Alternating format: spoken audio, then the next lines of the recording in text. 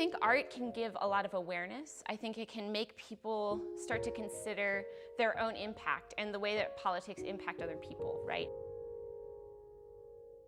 So I think sometimes we don't always think outside of ourselves necessarily. I think of my mother. She doesn't always think outside of her experience when she votes.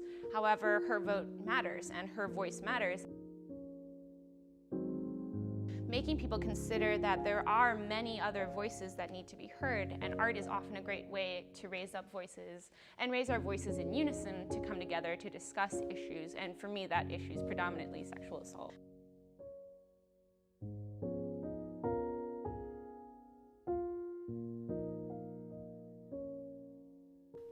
My work is very much about bearing compassionate witness. My work is very much about creating a safe community for allies, advocates, survivors, and victims of domestic violence and sexual assault. And my work is innately political, right? It's a very feminist-based practice. I try to make it as inclusive and intersectional as possible, but it's really important to create these spaces for survivors. I started making this type of work because I am a survivor of DV, domestic violence and sexual assault. This entire election season, it's been relatively triggering for me, hearing the way that Donald Trump speaks about women.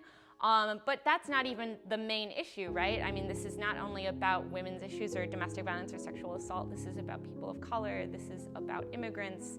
This is about religious freedom, and it's a really scary time. And I think this is the time that artists need to be empowered and embrazened to continue making work and making even louder work. I've got the Donald Trump blues. I've got the Donald Trump blues. I've got the Donald Trump blues.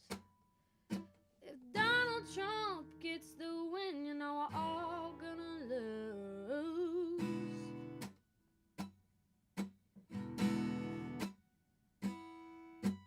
I'm not one for politics, nor ever have I been.